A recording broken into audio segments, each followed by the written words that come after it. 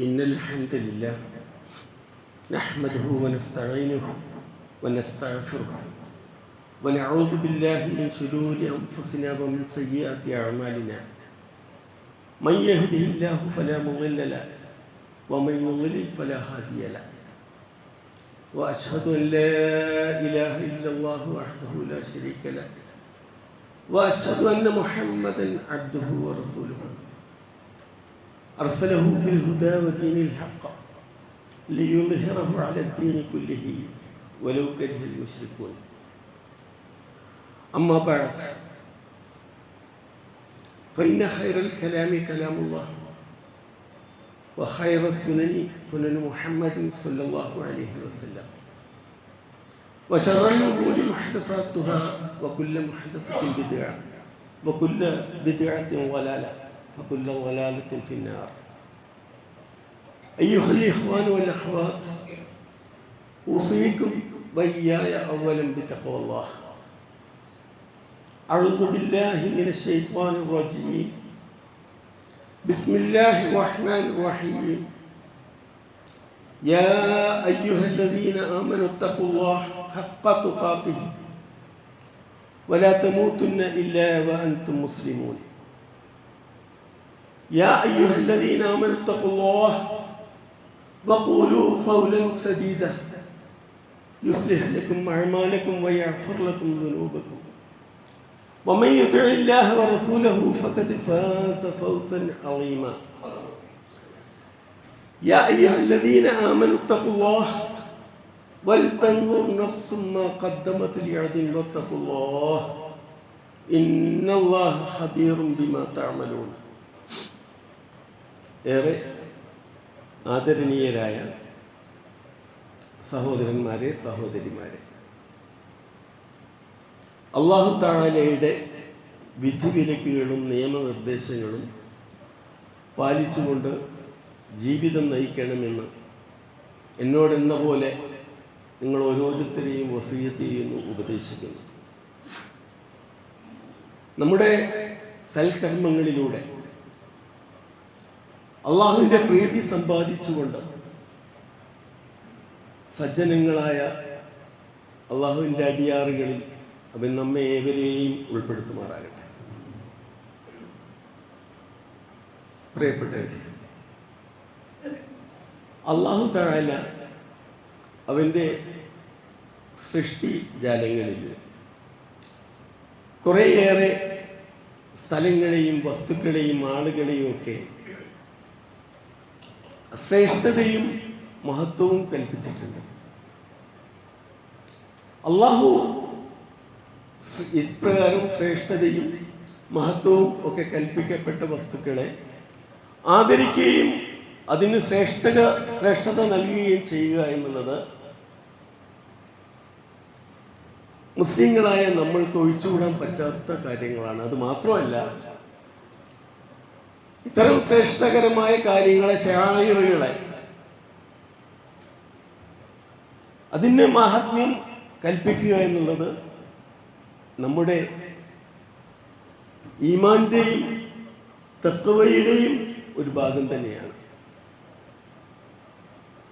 നമ്മൾ ഇപ്പോൾ ജീവിക്കുന്നത്, ഇപ്പോഴത്തെ സമയം എന്ന് പറയുന്നത് അത്തരത്തിൽ അള്ളാഹു പ്രാധാന്യം നൽകിയ, ശ്രേഷ്ഠത നൽകിയ ദിവസങ്ങളിലൂടെയാണ് നമ്മൾ ജീവിച്ചു പോകുന്നത്. നിങ്ങൾക്കെല്ലാം അറിയാം, ദുൽഹിജ്ജ മാസം ഏറെ പരിപാവനമായ മാസമാണ്. പ്രത്യേകിച്ച് അതിൻ്റെ ആദ്യത്തെ 10 ദിനങ്ങൾ അല്ലാഹു തആല ഖുർആനിലൂടെയും നബി സല്ലല്ലാഹു അലൈഹി വസല്ലം അദ്ദേഹത്തിൻ്റെ വചനങ്ങളിലൂടെയും ശ്രേഷ്ഠത കൽപ്പിച്ച ഈ കാര്യങ്ങൾ അല്ലാഹു ഖുർആനിൽ പറയുന്നുണ്ട്. വൽ ഫജ്ർ വലയാലിൻ അശ്ർ. ഈ ലയാലിൻ അശ്ർ എന്ന് പറയുന്നത് പണ്ഡിതന്മാർ വ്യാഖ്യാനിച്ചത് ദുൽഹിജ്ജ മാസത്തിലെ ആദ്യത്തെ 10 ദിനങ്ങളാണ്. അതിന് വളരെയധികം മഹാത്മ്യവും ശ്രേഷ്ഠതയും അള്ളാഹു കൽപ്പിച്ചിട്ടുണ്ട്. ഇതുപോലെ നമുക്കറിയാം മറ്റൊരു 10 ദിവസങ്ങൾ നമുക്കെല്ലാവർക്കും പരിചിതമായ, നമ്മളെല്ലാവരും പ്രാധാന്യം കൊടുക്കുന്ന 10 ദിനങ്ങൾ, റമദാൻ മാസത്തിലെ അവസാനത്തെ 10 ദിവസം. ആ ദിനങ്ങളിലെ രാവുകൾക്ക് നമ്മൾ പ്രാധാന്യം കൊടുക്കുന്നുണ്ട്.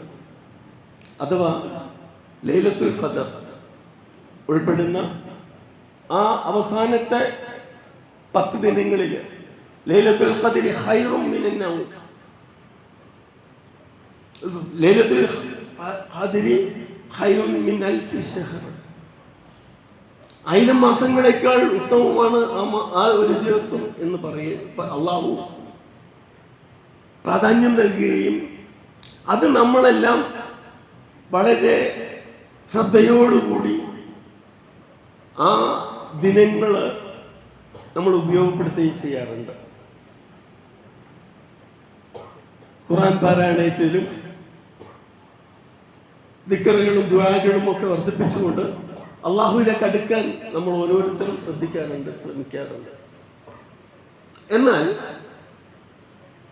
നമ്മളൊക്കെ അലസമായി വിട്ടുകളയുന്ന, അശ്രദ്ധരായിട്ട് വിട്ടുകളയുന്ന ദിവസങ്ങളാണ് ഈ ദുൽഹിജ്ജ മാസത്തിലെ 10 ദിവസങ്ങൾ എന്ന് പറയുന്നത്. ദുൽഹിജ്ജ മാസത്തിലെ 10 ദിവസങ്ങളെ കുറിച്ച് നബി സല്ലല്ലാഹു അലൈഹി വസല്ലം പറഞ്ഞത് അഫ്ളലു അയ്യാമി ദുനിയ, ഈ ദുനിയാവിലെ ദിവസങ്ങളിൽ വെച്ച് ഏറ്റവും അഫ്ളലായ മഹത്വപൂർണമായ ദിവസങ്ങളാണ് ഈ 10 ദിവസങ്ങൾ. പണ്ഡിതന്മാർ അതിനെ കുറിച്ച് വിശദീകരിച്ചത് ദുൽഹജ്ജിലെ ആദ്യത്തെ 10 പകലുകൾ അതിനാണ് പ്രാധാന്യം കൽപ്പിച്ചിരിക്കുന്നത്.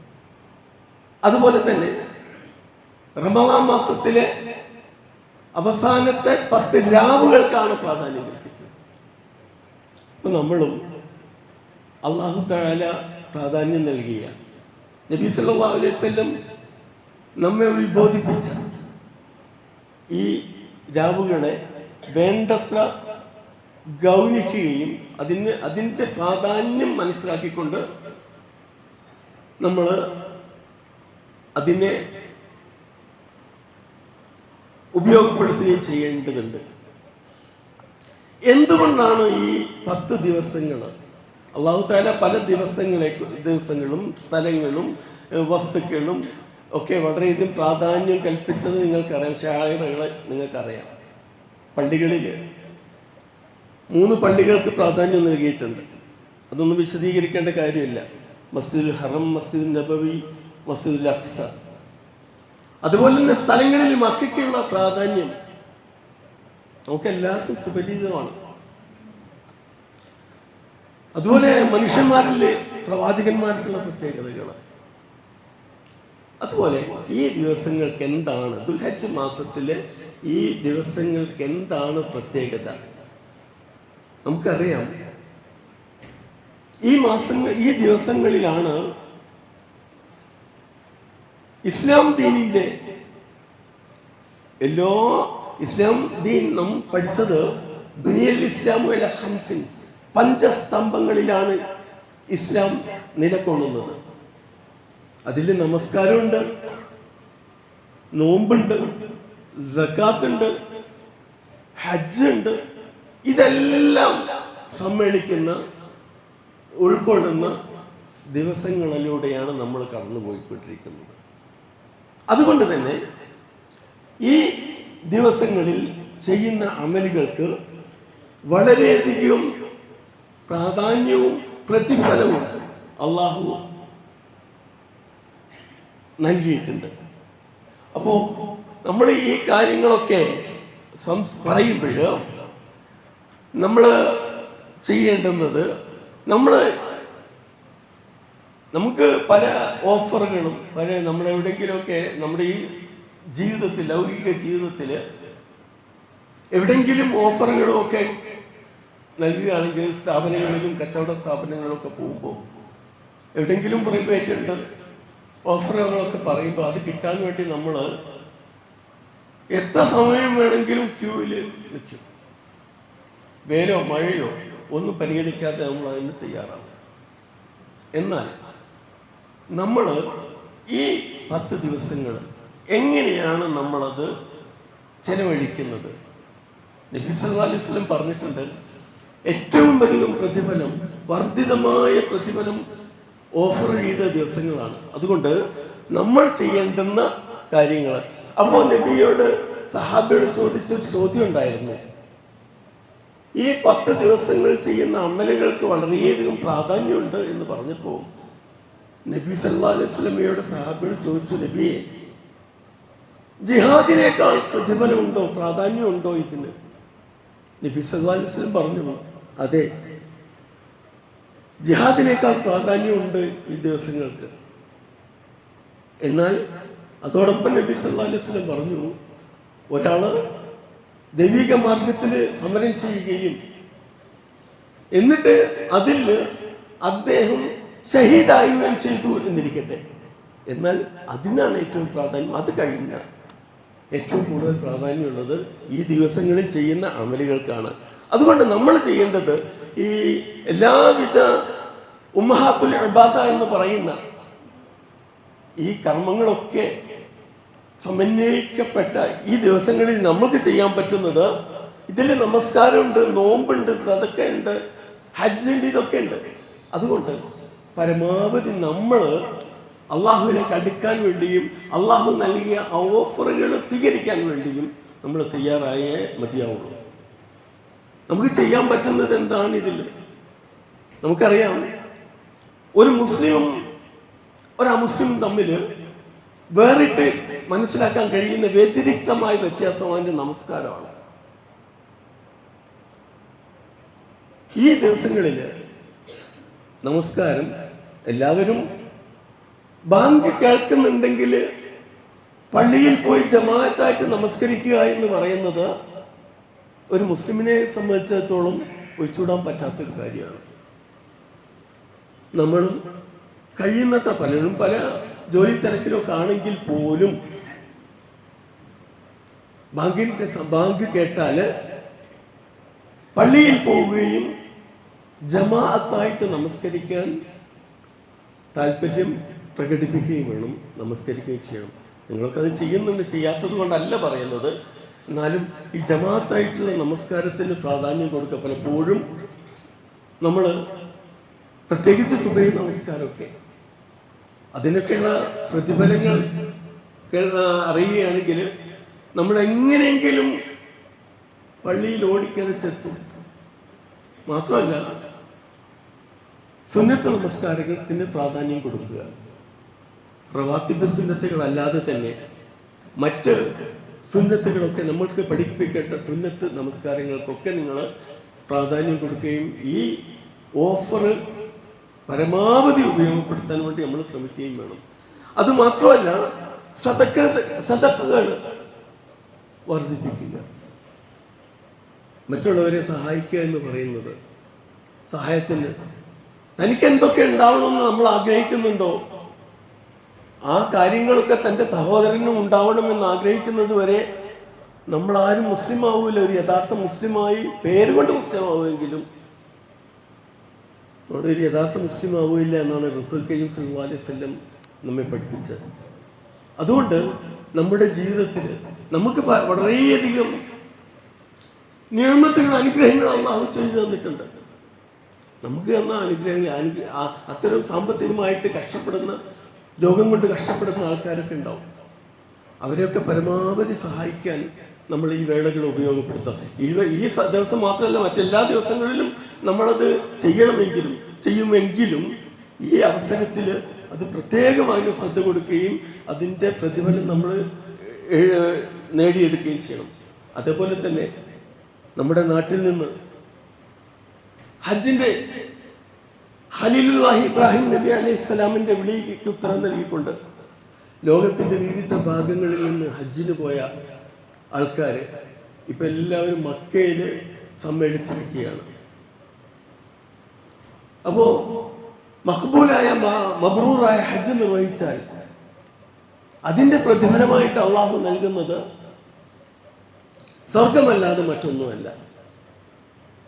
അള്ളാഹു ഇഷ്ടപ്പെടുന്ന രീതിയിൽ, അള്ളാഹു കബൂലാക്കുന്ന രീതിയിലുള്ള ഹജ്ജ് നിർവഹിച്ച്, ഹജ്ജിൽ നമ്മൾ ഒരു മുഹരിമായി കഴിഞ്ഞാൽ, ഇഹ്റാം പ്രവേശിച്ച് കഴിഞ്ഞാൽ നമുക്ക് ചെയ്യാൻ പാടില്ലാത്ത ചില കാര്യങ്ങളൊക്കെ ഉണ്ട്. അതൊക്കെ ജീവിതത്തിൽ പുലർത്തിക്കൊണ്ട് ജീവിക്കുകയാണെങ്കിൽ ഒരു നവജാത ശിശുവിൻ്റെ നൈർമല്യത്തോടു കൂടിയാണ് അവൻ നാട്ടിലേക്ക് തിരിച്ചു വരിക. നമ്മുടെ നാട്ടിൽ നിന്നും ഇവിടെ നിന്നും പലരും ഹജ്ജിന് നമ്മുടെ പ്രേതികളായിട്ട് പങ്കെടുക്കുന്നുണ്ടാവും. അവർക്കൊക്കെ ഇത്തരത്തിലുള്ള മഖ്ബൂലും മബ്റൂറുമായ ഹജ്ജ് നിർവഹിച്ച് തിരിച്ചെത്താൻ, എന്നിട്ട് നാട്ടിൽ വന്നിട്ട് ഹാജി എന്ന പേര് കിട്ടണം എന്നുള്ള ഉദ്ദേശമില്ലാതെ ഇഖ്ലാസോടുകൂടി അള്ളാഹുവിൻ്റെ പ്രീതി സമ്പാദിച്ചുകൊണ്ട് അവസാനം കലിമത്ത് തൗഹീദ് ഉച്ചരിച്ചുകൊണ്ട് മരിക്കാൻ അവർക്ക് ഏവർക്കും അള്ളാഹു തൗഫീക്ക് നൽകുമാറാകട്ടെ. പിന്നെ ഈ സമയത്ത്, ഈ ദിവസങ്ങളിൽ നമ്മൾക്ക് നിർവഹിക്കാനുള്ളത് നോമ്പ്, അറഫ നോമ്പ്. ദുൽഹജ്ജ് 9-ന് ഹാജിമാരെല്ലാവരും അറഫയിൽ സമ്മേളിക്കുമ്പോൾ നമ്മൾ ഹജ്ജിന് പങ്കെടുക്കാത്ത ആൾക്കാരെ അവരെല്ലാവരും വ്രതം അനുഷ്ഠിക്കുന്നുണ്ട്. ഈ വ്രതാനുഷ്ഠാനത്വം കൊണ്ട് നബി സല്ലല്ലാഹു അലൈഹി വസല്ലം നമുക്ക് പറഞ്ഞു തന്നത്, കഴിഞ്ഞ ഒരു വർഷത്തെയും വരാൻ പോകുന്ന ഒരു വർഷത്തെയും, അങ്ങനെ 2 വർഷങ്ങൾ നമ്മളിൽ വന്നു പോകുന്ന പാപങ്ങളൊക്കെ അള്ളാഹു ഈ ഒരു നോമ്പ് കൊണ്ട് പുറത്തു തരും എന്നാണ് റസൂൽ കരീം സല്ലല്ലാഹു അലൈഹി വസല്ലം നമ്മെ പഠിപ്പിച്ചത്. അതുകൊണ്ട് അതിന് പ്രാധാന്യം നൽകിക്കൊണ്ട്, അറഫ നോമ്പിന് പ്രാധാന്യം കൊടുത്തുകൊണ്ട് നമ്മൾ നോമ്പ് നിർവഹിക്കുക ദുൽഹജ്ജ് 9-ന്. അതിനുശേഷം ഏറ്റവും അഫ്വലായിട്ടുള്ള ഒരു ദിവസം എന്ന് പറയുന്നത് യൗമുൻ നഹർ, ദുൽഹജ്ജ് 10-ന് യൗമുൻ നഹർ അഥവാ ബലി പെരുന്നാൾ, അല്ലെ ബലി ഇറക്കുന്ന ദിവസം യൗമുൻ നഹർ. ആ ഒരു കാര്യവും നമ്മളൊക്കെ ശ്രദ്ധിക്കുക. നമ്മളെല്ലാവരും തന്നെ നബി സല്ലല്ലാഹു അലൈഹി വസല്ലം അഗ്നിശുദ്ധി വരുത്തി, അഗ്നിപരീക്ഷണങ്ങളിലൂടെ വിജയം വരിച്ച്, പലവിധ പരീക്ഷണങ്ങൾ നേരിട്ട് അതിലെല്ലാം 100% വിജയം നേടിയിട്ട് ഖലീലുള്ളാഹ് എന്ന സ്ഥാനപ്പേര് നേടിയ ഹസ്രത്ത് ഇബ്രാഹിം നബി അലൈഹിസ്സലാമിൻ്റെ ത്യാഗോജ്ജലമായ ജീവിതം അനുസ്മരിച്ചുകൊണ്ടാണ് നമ്മൾ ബലി പെരുന്നാളും അതിൽ പ്രത്യേകമായിട്ട് ബലിയർപ്പണവും ഒക്കെ നടത്തുന്നത്.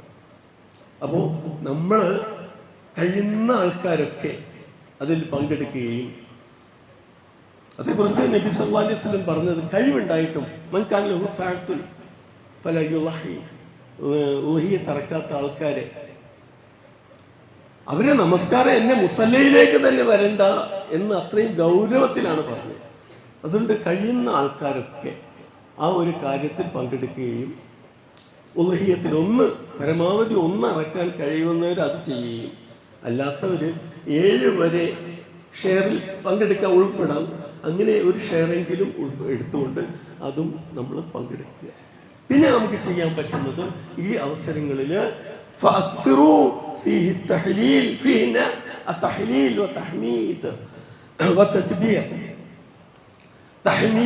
തഹ്ലീലും തക്ബീറും ഒക്കെ വർദ്ധിപ്പിച്ചുകൊണ്ടിരിക്കുക.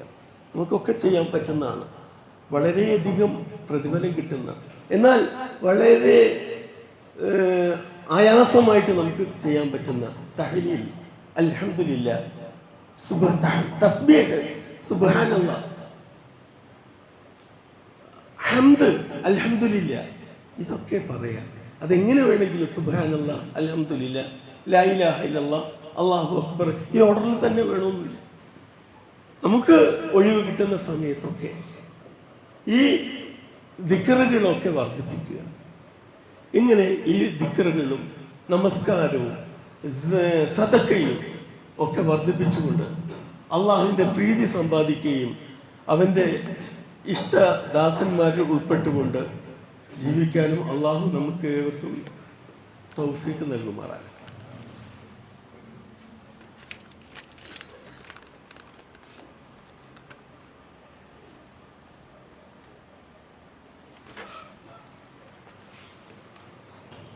അൽഹംദുലില്ലാഹ് വസ്സലാത്തു വസ്സലാമു അലാ അഷ്റഫിൽ മുർസലീൻ വഅലാ ആലിഹി വഅസ്ഹാബിഹി അജ്മഈൻ.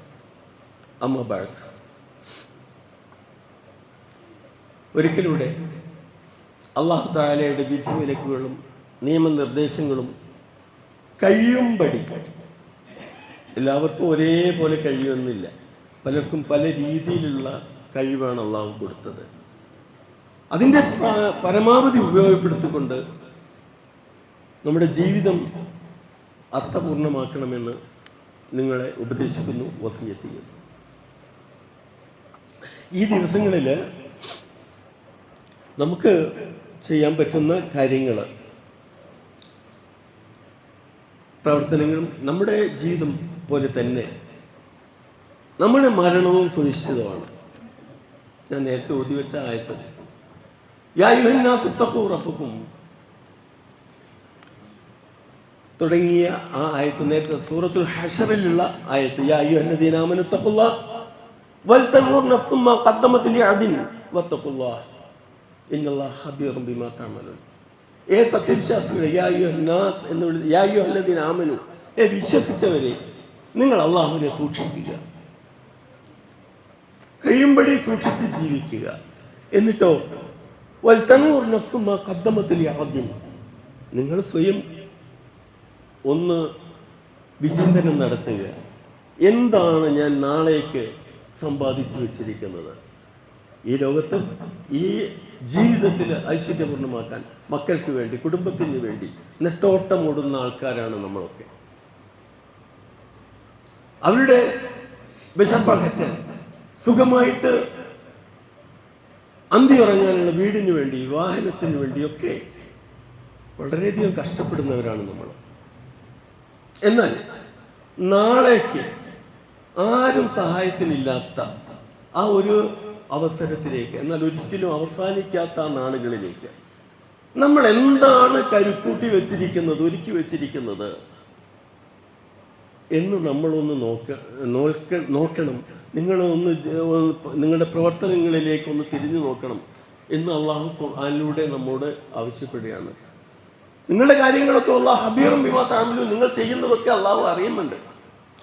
അപ്പം നമ്മൾ മരണം സുനിശ്ചിതമാണ്, അല്ലെങ്കിൽ നമ്മുടെ ജീവിതത്തിൽ സുനിശ്ചിതമായ ഒരു കാര്യം മരണം മാത്രമാണ്. മറ്റെന്തും നാളെ എന്ത് നടക്കുമെന്ന് നമുക്ക് അറിയില്ല. അതുകൊണ്ട് നാളേക്ക് വേണ്ടി, പരലോകത്തേക്ക് വേണ്ടി എന്താണ് ഒരുക്കി വെച്ചിരിക്കുന്നത്, അല്ലെങ്കിൽ അതിനൊരുങ്ങുക. ഏത് സമയം വന്നാലും മരണത്തെ സ്വീകരിക്കാൻ, പുൽകാൻ ഞാൻ തയ്യാറാണ് എന്നുള്ള ആ മരണത്തെ നേരിടാൻ നമ്മൾ തയ്യാറായിക്കൊണ്ടിരിക്കണം.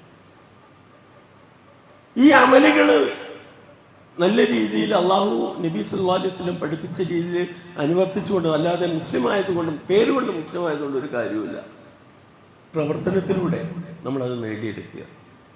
എന്നാൽ മാത്രമാണ് ആരുടെ അവസാന വാക്ക്, അല്ലെ നാം മരിക്കുന്നതിന് മുമ്പ് അവസാനമായിട്ട് ലാ ഇലാഹ ഇല്ലല്ലാഹ് എന്ന കലിമത്ത് തൗഹീദ് ഉച്ചരിക്കാൻ കഴിഞ്ഞുകൊണ്ട് മരിക്കുകയാണെങ്കിൽ അവന് സ്വർഗത്തിലാണ് എന്ന് റസൂൽ കരീം സല്ലല്ലാഹു അലൈഹി വസല്ലം നമ്മെ പഠിപ്പിച്ചിട്ടുണ്ട്.